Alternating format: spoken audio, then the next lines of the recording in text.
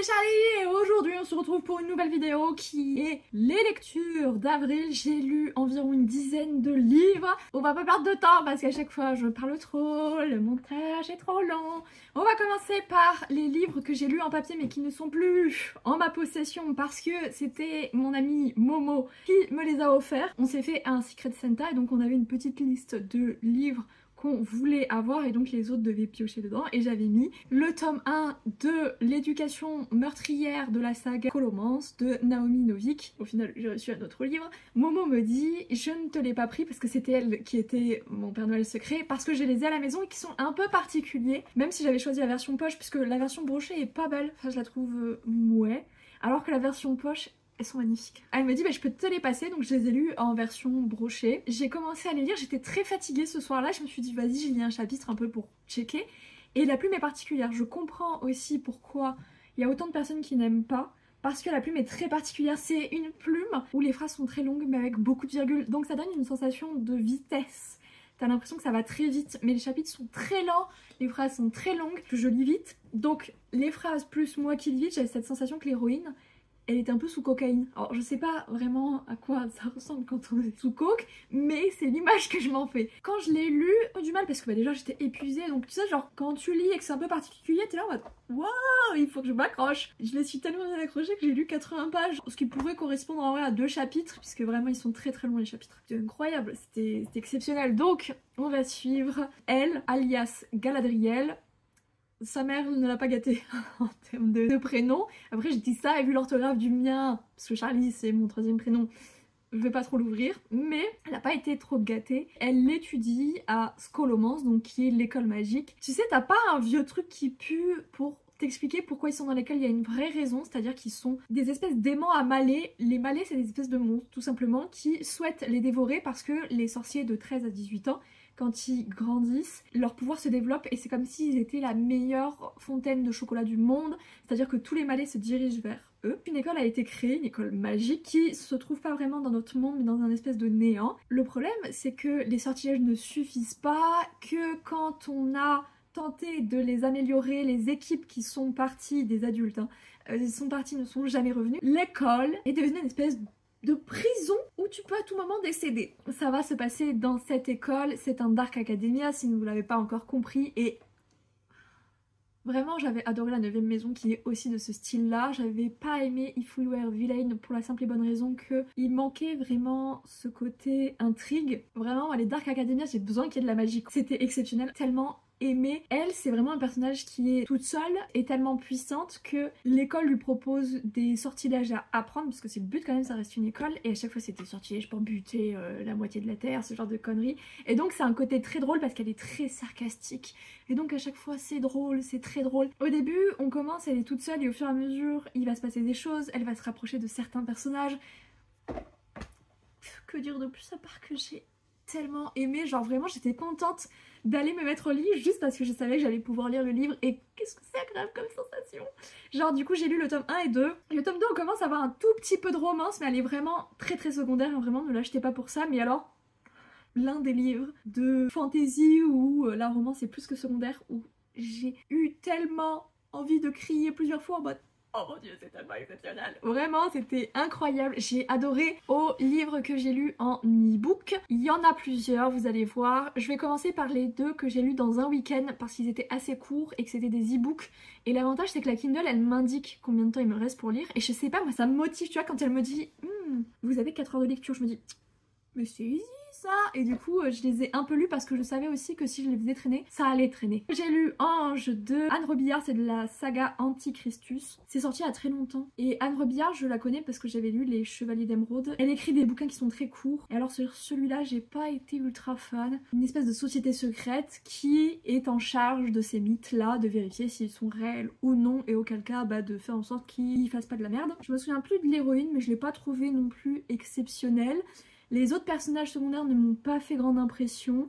La romance, j'ai pas aimé. Après, ça c'est un truc où Anne Robillard, elle met de la romance sans que ce soit de la romance. Genre tu sais, t'as pas les petits papillons dans les ventres, mais il y a des relations amoureuses. Je sais pas, j'ai pas été fan, j'ai pas trop aimé. Quoique j'aurais pu apprécier étant adolescente, et encore quand il est sorti quand j'étais ado. Je ne l'avais pas demandé à ma mère, faut savoir que à l'époque bénie où j'étais adolescente, ma mère m'achetait un roman par semaine. Maintenant c'est moi qui me les offre. Mais du coup, je me souviens que quand il est sorti, il m'avait déjà pas trop alpaillé. Mais là, comme il était dans le prime reading, je me suis dit, on va prendre un petit peu une revanche sur la vie. Bah j'ai pas aimé, voilà. Mon instinct déjà d'ado était plutôt pas mal. Parce que j'ai pas apprécié, mais comme je l'ai pas payé, tu vois, genre... Je suis pas non plus ultra déçue quoi. C'est assez oubliable finalement. Le deuxième livre que j'ai lu donc le dimanche, c'était Dusk and Down de Gaëlle Bonacieux. C'était le tome 1, c'est une trilogie. Gaëlle, elle a corrigé Bad Girl et Binoclard. J'avais envie de la découvrir, pareil celui-là il était dans le prime reading. J'ai plusieurs remarques à faire. On va suivre en gros le cliché un peu du garçon qui est soi-disant un moldu, qui va avoir une espèce d'île un peu bizarre alors qu'il est sur la baie de Santa Monica. Il va aller sur cette île et puis là il va apprendre en fait qu'il existe plein de créatures surnaturelles. Au fur et à mesure on va se douter que lui n'est pas réellement humain. Tout dans le bouquin fait jeunesse, c'est-à-dire que les intrigues sont simples, les sentiments sont assez simples. Tout le long de la lecture je l'ai vu comme un jeunesse, sauf qu'il y a une scène de sexe qui est un peu décrite, ce qui fait que ce n'est normalement ni du jeunesse ni du young adulte, c'est du new adulte ou de l'adulte carrément. C'est de l'adulte techniquement et ça m'a gênée parce qu'en fait c'est un jeunesse qui se lit bien, je trouve, qui est plutôt pas mal, qui a des bons messages de tolérance etc. Mais cette scène en fait je trouve qu'elle apporte déjà rien à l'histoire parce que tu suis des adolescents et cette scène elle se passe entre deux adultes, donc je suis là en mode pourquoi? C'est des personnages qu'on suit un petit peu les adultes mais c'est vraiment pas les principaux. Pareil en fait il y a des personnages qui vont décéder au fur et à mesure de l'histoire, c'est jamais décrit de manière gore ou quoi, mais en fait j'ai jamais ressenti un attachement, genre il mourait, j'étais en mode dommage, je me suis pas dit à plusieurs moments merde c'est trop con ou genre mince je l'aimais beaucoup lui, j'étais en mode ok. Là tu vois déjà ça me fait dire que il y a un souci dans le sens où le livre il m'appelle pas assez pour que je sois attristée. Tout va aussi très très vite et c'est aussi peut-être pour ça que les morts me bloquent pas, c'est parce que on est là en mode un tel est mort, oh non, et il y en a qui sont un peu tristes mais ça passe déjà au truc suivant. Donc même si j'apprécie Gaëlle, pour le coup j'ai pas tant aimé, je sais que je l'ai noté 4 sur 5 sur Goodreads parce que comme ma pote Olivia le dit, on est beaucoup plus dur avec des auteuristes francophones ou alors c'est les anglophones qui notent de manière gentille, c'est peut-être aussi possible, mais du coup j'ai mis quand même 4 parce que je voulais pas plomber la note de Gaëlle sur Goodreads, mais honnêtement à mon humble avis ça valait plus un 3 sur 5. On va rester sur les copines, j'ai lu Les Noces d'ombre et de fumée de Olivia Gomez qui est une de mes super copines. C'est une romantaisie, enfin c'est marketé comme ça, en réalité pour moi c'est une fantaisie adulte. La romance elle est plus que secondaire et elle arrive surtout à la fin. D'ailleurs le love interest qui est Ezio, je le déteste, vraiment je ne supporte pas Ezio. Comment le dire autrement que un sale type qui a toujours eu tous les privilèges et finalement ça ne change pas à la fin du livre. Mais il n'empêche que son héroïne c'est vraiment les héroïnes de type en colère, qui ont envie de changer le monde et de se révolter, et ça qu'est-ce que c'est agréable.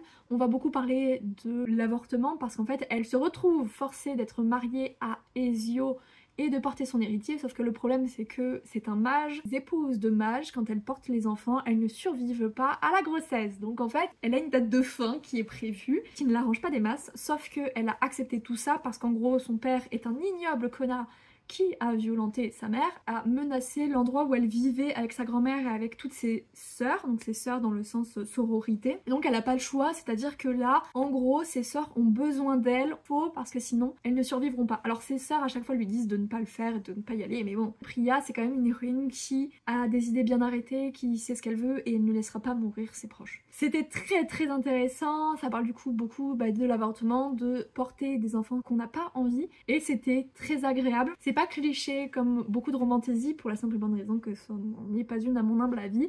La fantaisie bien féministe et autres, je ne comprends pas les remarques de certaines en mode c'est pas féministe. Olivia s'est fait défoncer je trouve de manière gratuite. Tu sais des fois je suis là en mode déjà est-ce qu'on peut souligner le fait que ce bouquin il parle d'avortement, de disposer de son corps comme on veut, de comment on peut s'émanciper finalement d'une société très patriarcale qui a tout fait pour enfermer les femmes. Enfin, il y a des messages qui sont très forts dans ce livre et je suis là en mode c'est marrant parce qu'il y a beaucoup de livres qui prennent pas autant parti pris et ils se font jamais défoncer, et elle en fait bien plus que la plupart des gens et elle s'est fait mais arracher la tête. Si vous saviez, vraiment moi je l'ai vu un peu de l'intérieur de son côté à elle.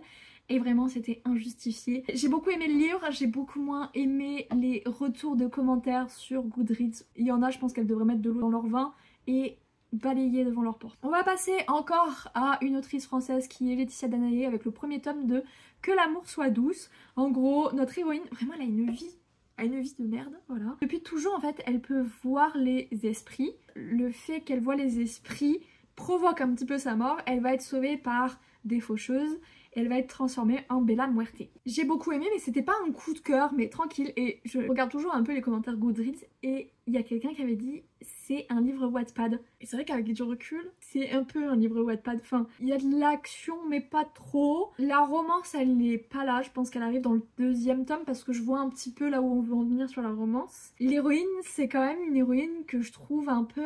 comment dire ça, tu sais, c'est le côté elle a du caractère mais qui est un peu pénible. Et en même temps je comprends parce que c'est une décision qu'elle a pas réellement choisi de devenir. Elle aimerait en fait prendre la place de en gros chef. Sauf que pour ça il faut récupérer des âmes qu'elle reçoit via un mobile qui leur annonce genre bah il y a telle âme qui est disponible pour aller la récupérer. Peut-être 10-15 ans de Bella Muerte parce que on retrouve après les membres de son passé et ils ont 30 ans. Il doit s'être écoulé 12 ans et elle aimerait avoir le poste le plus haut placé. Et donc elle se bat contre des nanas qui ont 200 à 400 ans d'existence. Et tu sais genre elle comprend pas pourquoi les autres rigolent un peu, tu sais genre en les disant mais genre...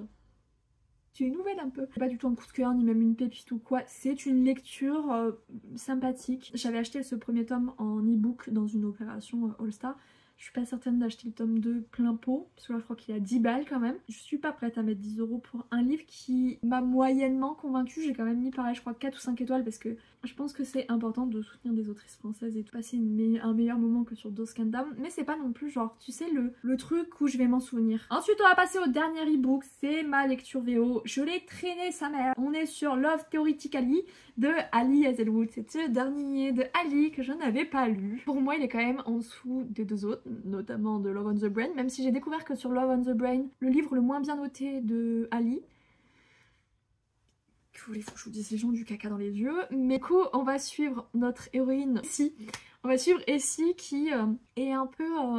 vous savez, les assistantes des docteurs, et elle se retrouve, vous savez, à gérer les TP. Elle se retrouve à en faire plein parce qu'elle est diabétique. Dans le système américain, c'est la merde d'avoir une maladie de ce type-là. Après, bon, vu comment notre pays part, on est les prochains. Mais bon, elle est vraiment dans une situation où elle ne peut pas souscrire à une assurance maladie, puisque quand tu as une maladie chronique, ça coûte forcément plus cher. Son métier ne lui en offre pas une. Comme elle est grave mal payée et qu'il faut qu'elle paye de l'insuline, elle se retrouve en fait à jouer les fausses petites amies pour des scientifiques qui cherchent pour le temps d'un rendez-vous, d'une soirée, d'une présentation dans la famille, à montrer qu'ils ont quelqu'un dans leur vie alors que c'est pas vraiment le cas. Essie va se retrouver avec Greg, donc elle va être présentée à sa famille un soir et en fait elle va tomber sur Jack. Jack qui est évidemment le cliché du PG et tout. Tu sens un peu que, pas qu'il la crame, mais il se pose des questions un peu sur elle et tout, et en fait elle va postuler un emploi dans un laboratoire, c'est vraiment genre la recherche qu'elle veut faire, etc. Et là elle se rend compte que c'est l'une des personnes finales qui décide si c'est elle qui est prise pour ce poste. Évidemment ça va être électrique entre eux, mais chez Ali c'est toujours les hommes qui tombent en premier amoureux, et ce livre ne fait pas exception à la règle et ça c'était très agréable. J'ai beaucoup aimé, comme d'habitude, les messages véhiculés et tout.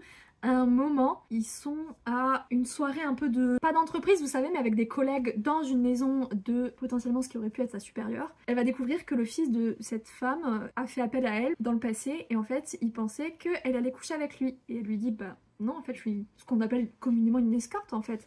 Une escorte est censée juste vous faire passer un bon moment, mais c'est pas à caractère sexuel. Et donc, bah, elle avait rembarré en disant, bah non, 4 jours. Je ne sais pas ça. Et donc il va la voir, il va commencer en fait alors qu'elle est avec Jack, il va commencer à la piquer, à être vraiment horrible avec elle. Jack va la défendre et tout. Le lendemain du coup elle raconte ça à sa meilleure amie avec qui elle est en colocation et sa meilleure pote lui dit mais c'est la base. Je veux dire, là le niveau il est plus que bas que terre en fait. Le type a pris ta défense parce que vraiment tu te faisais arracher la tête et que c'était pas justifié. Elle fait là, c'est le b.a.-ba en fait, c'est le minimum syndical requis. Et genre de lire ça dans un livre, je me rends compte que dans les livres, même de fantasy, de romantasy ou quoi, il y a une espèce de glorification d'actes qui sont quand même très anodins, c'est-à-dire que prendre la défense de quelqu'un qui se fait défoncer de manière gratuite, c'est assez logique finalement, mais comme c'est le love interest et tout, c'est waouh quel homme et tout, ça m'a fait plaisir qu'un personnage nous dise même à nous lecteurs genre... Et oh, hein, on va pas glorifier le type pour avoir été un être humain décent en fait. Et ça m'a fait du bien de lire ça vraiment noir sur blanc, vraiment j'ai adoré. Ali, comme d'habitude, il y a beaucoup de messages à l'intérieur et ça c'était chouette. Bon, pour moi, il y a Love on the Brain, Bride, The Love Hypothesis, 3 nouvelles. Celui-ci du coup, et après derrière Check et Mat que j'ai vraiment pas apprécié. Mais sinon, celui-ci est pas dans mes prefs, mais ça reste un bon moment, ça reste Ali. Mais c'est juste que bah, je suis très fatiguée et lire en anglais en ce moment c'est une purge. Voilà, à un moment il faut pas tourner autour du pot, c'est une horreur. Donc je l'ai un petit peu traîné. Je vais passer à Alunia de Tis, c'est le tome 1 que j'avais dédicacé puisque je l'avais précommandé à Plume Blanche. Donc pareil, les mêmes éditions que La Mort soit douce. Comment annoncer ça? J'ai pas du tout aimé. Léa, c'est une héroïne qui est très en colère. En fait, elle va mourir et elle va se retrouver dans un autre monde où globalement, elle doit se séparer de son âme pour éviter d'être enrôlée dans le peuple qui est finalement asservi un peu magiquement par un tyran. Et en fait, Léa est débile. Voilà, comment dire ça autrement? Je sais qu'on a beaucoup de mal avec les héroïnes qui sont en colère, ça c'est un truc que j'avais remarqué. Mais là je trouve qu'en fait elle est juste stupide, c'est qu'au-delà d'être en colère, elle est conne. Enfin vraiment je peux pas dire ça autrement. C'est-à-dire que en gros elle va être recrutée par la rébellion. Plusieurs fois en fait, elle est avec des membres pour qui ça fait 5 ans qu'ils sont dans la rébellion, qui ont perdu plein de gens, enfin c'est des combattants, ok? Elle est en cours d'apprentissage et elle va pas du tout respecter leurs demandes, qui sont des demandes genre classiques, genre un homme qui franchit une zone de périmètre, le chef qui est Zam, c'est Zam? Je crois que c'est Zam. Bref, le chef qui va aller voir ce que c'est et elle va avoir une espèce de pressentiment et qu'est-ce qu'elle va faire? Au lieu de rester en arrière-plan, elle va aller courir au devant du danger. Cette grosse conne. Ça m'énerve en fait parce que j'ai pas de mal avec les héroïnes en colère, au contraire, je pense que j'en écris beaucoup, je pense que c'est quelque chose que j'aime voir des femmes en colère. Enfin c'est pas justifié ou c'est pas assez justifié. En fait elles n'écoutent jamais les autres alors qu'ils ont de l'expérience dans un domaine qu'elles ne maîtrisent pas du tout. C'est le genre à ne pas communiquer, donc du coup elle garde tout pour elle, donc du coup elle est toujours en colère, donc après elle s'en prend aux autres et après elle est là en mode oh mon dieu je suis une personne horrible.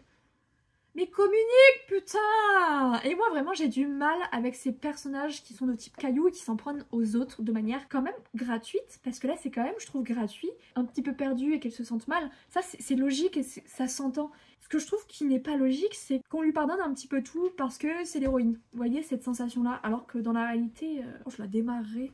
Le bouquin est long, hein. Je crois qu'à l'époque je suivais Tiff sur les réseaux, il fait 220 000 mots. Mais en fait je suis incapable de vous dire ce qui se passe les 3/4 du temps parce que je trouve qu'il se passe rien. Le seul personnage que j'ai aimé c'est la princesse qui est en fauteuil roulant. Pour le coup j'ai trouvé que c'était génial. Elle a littéralement 4 chapitres à tout péter dans le livre, j'étais très déçue. Voilà, j'ai pas aimé, j'ai quand même mis 4 étoiles parce que je voulais pas plomber la note de Tiff, c'est parce que bah voilà, elle est française.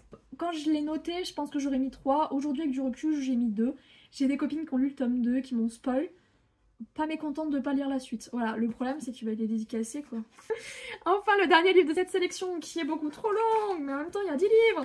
Porcelaine sous les ruines, qui est une romantaisie dans un monde en fait futuriste un peu, pas post-apo vous voyez, mais où en fait il y a une montée des eaux. Et la plupart des gens sont partis polluer d'autres planètes, il ne reste que la Terre, ça se passe au niveau de l'Irlande. Il y a une montée des eaux en fait. Tout le monde va finir par ne plus pouvoir rester. On va suivre Alba qui est une génie, la génie de l'Immaculée, qui a été bannie du monde des génies parce qu'elle a accordé trop de vœux. Elle se retrouve à être un peu l'espèce de chef d'une des petites îles de Skye. Son île est l'une des seules à être encore viable en termes de nourriture, c'est-à-dire qu'ils arrivent à faire pousser des choses, ce qui n'est pas le cas de Comrie, qui est une des îles d'à côté, qui est plutôt militaire. Ils vont envoyer... Oh punaise, j'oublie tout le temps les noms, c'est terrifiant. L'éthane. Et donc l'éthane qui fait partie du conseil va être envoyé et qui va lui dire bah en fait tu te maries avec moi. Et comme ça en fait l'île est récupérée par Comrie. Direct en fait c'est très électrique entre eux, donc évidemment quand il lui dit ça il est là en mode il se fout de ma gueule ce con. Ça va être du coup leur histoire d'amour à tous les deux. Tout était prévisible dans le sens où j'ai pas été surprise par la tournure des événements. Pour autant qu'est-ce que j'ai aimé, qu'est-ce que j'ai trouvé ça agréable. C'est la plume de l'autrice du thé pour les fantômes. Donc là c'est sous un autre nom de plume, c'est celui de Ada Vivalda. Du thé pour les fantômes est plus marqué dans sa plume, dans la différence de plume. Là c'est plus classique je dirais. Il y a toujours quand même ce côté un peu sarcastique que je pense qui est propre à l'autrice. Ça reste excessivement agréable. Voilà, j'ai adoré suivre cette histoire d'amour. Je sais qu'il y a beaucoup qui disaient que le rythme était lent. Je l'ai pas ressenti, ma foi. Moi, je sais que je l'ai dégommé. Le livre est pas très long non plus. C'est aéré, mais c'est pas non plus une énorme police, vous voyez. Il fait 400 pages, 392. J'ai failli me faire tomber. Et je trouvais qu'il se lisait très bien. Enfin, je crois que je l'ai lu en 2 jours. Il a pas fait long feu, le petit. Enfin, c'est Magali qui me l'a offert à Noël. Et vraiment, des cadeaux comme ça, j'en veux tous les Noëls. Voilà. Oh mince, je pense que je vous ai pas montré l'intérieur. C'était beau, c'était doux, c'était réconfortant. C'est un monde finalement très pluvieux, avec une famille, c'est une petite île. Il y a un côté très cocon, très douceur qui m'a fait du bien, je pense, qui était au bon moment. Et vraiment, j'ai adoré. Au-delà de ça, j'ai lu quelques webtoons, enfin j'ai avancé les webtoons que j'avais en cours.